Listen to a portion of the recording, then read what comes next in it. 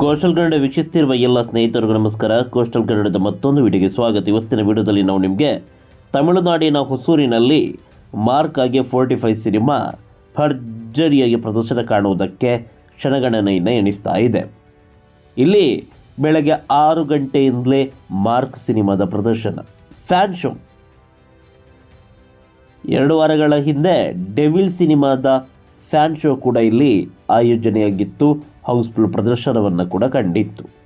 ಇದೀಗ ಮಾರ್ಕ್ ಸಿನಿಮಾದ ಸರದಿ ಬೆಳಗ್ಗೆ 6 ಗಂಟೆ, ಅದಾದ ಬಳಿಕ 6:10, 6:25, 9:15 ಒಟ್ಟು 4 ವಿಶೇಷ ಪ್ರದರ್ಶನಗಳನ್ನು ಇಲ್ಲಿ ಏರ್ಪಡಿಸಲಾಗಿದೆ.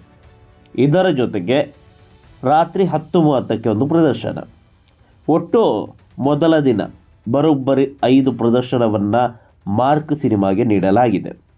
ಇದು ಹೊಸೂರಿನ ಗ್ರ್ಯಾಂಡ್ ಸಿನಿಮಾಸ್ನಲ್ಲಿ ನಮ್ಮ ಕನ್ನಡ ಸಿನಿಮಾಗೆ ಸಿಕ್ಕಿರುವಂತಹ ಚಿತ್ರಮಂದಿರ ಹಾಗೆ ಪ್ರದರ್ಶನ. ಬೆಳಗ್ಗೆ 6 ಗಂಟೆ ಪ್ರದರ್ಶನಕ್ಕೆ ಯಾವ ಮಟ್ಟದಲ್ಲಿ ಪ್ರತಿಕ್ರಿಯೆ ಇದೆ ಅಂತ ನೀವು ಕೇಳಿದರೆ ಈಗಾಗಲೇ ನೀವು ನೋಡ್ತಾ ಇದ್ದೀರ. ಹಿಂಭಾಗದಲ್ಲೆಲ್ಲ ಭರ್ತಿಯಾಗಿದೆ, ದೊಡ್ಡ ಆಡಿಟೋರಿಯಂ. ಮುಂಭಾಗದಲ್ಲಿ 3 ರೋ ಅಷ್ಟೇ ಖಾಲಿ ಇರೋದು. ಇನ್ನು 6:10 ಪ್ರದರ್ಶನ, ಇದು ಕೂಡ ಅಷ್ಟೇ ಭರ್ಜರಿಯಾದಂಥ ಪ್ರತಿಕ್ರಿಯೆ. ಹಿಂಭಾಗದಲ್ಲಿ ಭರ್ತಿಯಾಗಿದೆ, ಅಂದರೆ ಮಧ್ಯದ ಸೀಟುಗಳು, ಕಾರ್ನರ್ ಸೀಟಿಲಿ ಖಾಲಿ ಇದೆ, ಹಾಗೆ ಮುಂಭಾಗದಲ್ಲಿ.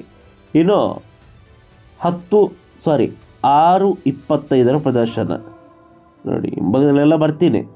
9:15 ಪ್ರದರ್ಶನ, ಇದು ಕೂಡ ಅಷ್ಟೇ. ರಾತ್ರಿ 10:30 ಪ್ರದರ್ಶನ, ಇದು ಸ್ವಲ್ಪ ಖಾಲಿ ಇದೆ. ಇನ್ನು ಗ್ರ್ಯಾಂಡ್ ಸಿನಿಮಾಸ್ನಲ್ಲಿ ನಮ್ಮ ಮತ್ತೊಂದು ಕನ್ನಡ ಸಿನಿಮಾ 45 ಬೆಳಗ್ಗೆ 7:50ಕ್ಕೆ ಪ್ರದರ್ಶನ. ನಮ್ಮ ರಾಜಧಾನಿ ಬೆಂಗಳೂರಿನಲ್ಲಿ 7:50ಕ್ಕೆ ಪ್ರದರ್ಶನ, 45 ಇಲ್ಲ, ಫ್ಯಾನ್ ಶೋ ಇಲ್ಲ. ಆದರೆ ತಮಿಳುನಾಡಿನ ಹೊಸೂರಿನಲ್ಲಿ 7:50ಕ್ಕೆ ಪ್ರದರ್ಶನ ಇದೆ. ತಕ್ಕ ಮಟ್ಟಿನ ಪ್ರತಿಕ್ರಿಯೆ ವ್ಯಕ್ತವಾಗಿದೆ. ರಾತ್ರಿ 7:20 ಪ್ರದರ್ಶನ ನೋಡಿ, ಇದಕ್ಕೆ ಭರ್ಜರಿ ಪ್ರತಿಕ್ರಿಯೆ ಇದೆ. ಇದು ನಮ್ಮ ರಾಜಧಾನಿ ಬೆಂಗಳೂರಿನ ಹೊರವಲಯದಲ್ಲಿರುವಂತಹ ಒಂದು ಕಾಲದ ಕರುನಾಡಿನ ಭಾಗವಾಗಿದ್ದಂತಹ ಹೊಸೂರಿನಲ್ಲಿ, ಪ್ರಸ್ತುತ ತಮಿಳುನಾಡು. ಹೊಸೂರಿನ ಗ್ರ್ಯಾಂಡ್ ಸಿನಿಮಾಸ್ನಲ್ಲಿ 45 ಹಾಗೆ ಮಾರ್ಕ್ ಸಿನಿಮಾಗೆ ಸಿಕ್ಕಿರುವಂತಹ ಪ್ರತಿಕ್ರಿಯೆ. ಇದು ಗ್ರ್ಯಾಂಡ್ ಸಿನಿಮಾಸ್ನ ಕಥೆಯಾದರೆ, ಮತ್ತೊಂದು ಚಿತ್ರಮಂದಿರದಲ್ಲೂ ಈ 2 ಕನ್ನಡ ಸಿನಿಮಾಗಳು ಪ್ರದರ್ಶನ ಕಾಣ್ತಾ ಇದೆ. ಇಲ್ಲಿನ ಲಕ್ಷ್ಮೀ ಚಿತ್ರಮಂದಿರದಲ್ಲಿ ಬೆಳಗ್ಗೆ 10:45 ಹಾಗೆ ಸಂಜೆ 4 ಗಂಟೆಗೆ ಪ್ರದರ್ಶನ ಇದೆ. 10:45 ಪ್ರದರ್ಶನಕ್ಕೆ ನೋಡಿ ಯಾವ ಮಟ್ಟದಲ್ಲಿ ಬುಕ್ಕಿಂಗ್ ಆಗಿದೆ ಅಂತ. ಹಾಗೆ 4 ಗಂಟೆ ಪ್ರದರ್ಶನಕ್ಕೆ ನೋಡಿ 45 ಯಾವ ಮಟ್ಟಕ್ಕೆ ರೆಸ್ಪಾನ್ಸ್ ವ್ಯಕ್ತವಾಗ್ತಾ ಇದೆ ಅಂತ. ಇದರ ಜೊತೆಗೆ ನಮ್ಮ ಮಾರ್ಕ್ ಸಿನಿಮಾ ಕೂಡ ಇದೆ.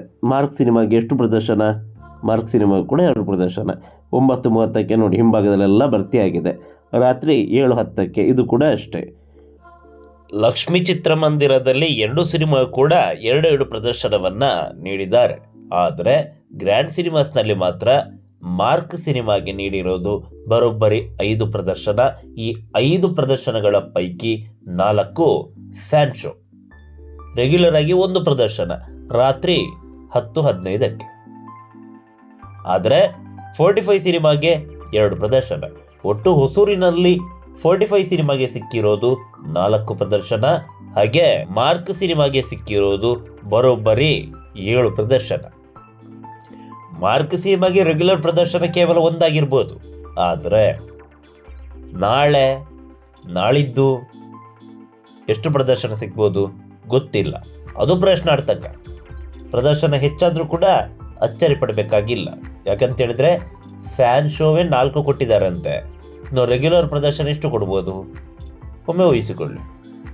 ಯಾಕಂತೇಳಿದ್ರೆ ಅಲ್ಲಿ ಫ್ಯಾನ್ ಶೋ ಖಾಲಿ ಇಲ್ಲ, ಫ್ಯಾನ್ ಶೋ ಫಾಸ್ಟ್ ಫೀಲಿಂಗ್ ಆಗ್ತಾ ಇದೆ.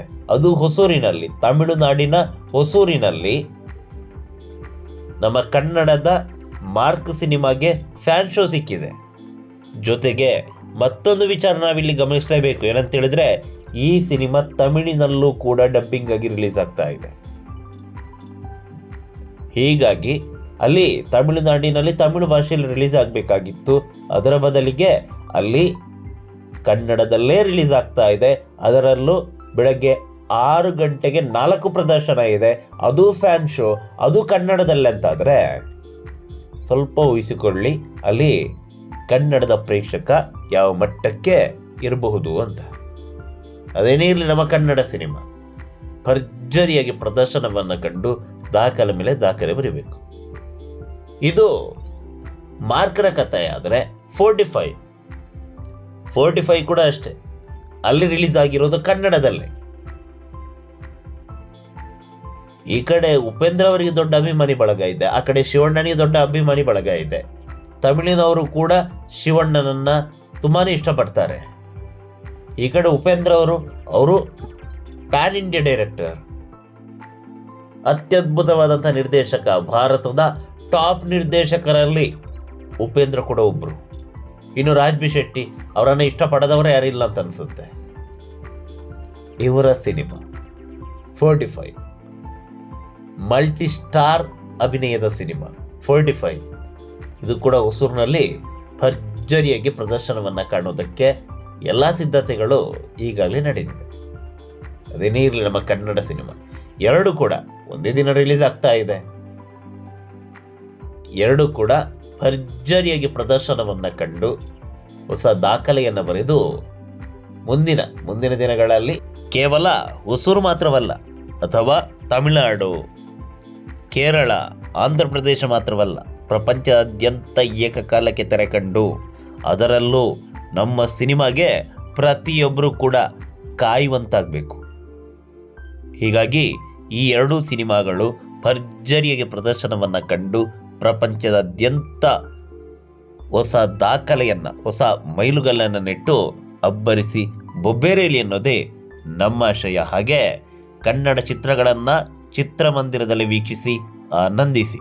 ದಯವಿಟ್ಟು ಈ ಸಿನಿಮಾದ ಪೈರಸಿ ಬಂದರೆ ಸಂಬಂಧಪಟ್ಟವರಿಗೆ ತಿಳಿಸಿ. ಹಾಗೆ ಈ ಎರಡೂ ಸಿನಿಮಾಗಳನ್ನು ಚಿತ್ರಮಂದಿರದಲ್ಲಿ ವೀಕ್ಷಿಸಿ ಆನಂದಿಸಿ. ಹಾಗೆ ಯಾವುದೇ ಕಾರಣಕ್ಕೂ ಪೈರಸಿಯನ್ನು ಮಾಡಬೇಡಿ, ಪೈರಸಿಯನ್ನು ನೋಡಬೇಡಿ. ಕನ್ನಡ ಸಿನಿಮಾಗಳನ್ನು ಚಿತ್ರಮಂದಿರದಲ್ಲಿ ವೀಕ್ಷಿಸಿ ಆನಂದಿಸಿ. ನಮಸ್ಕಾರ.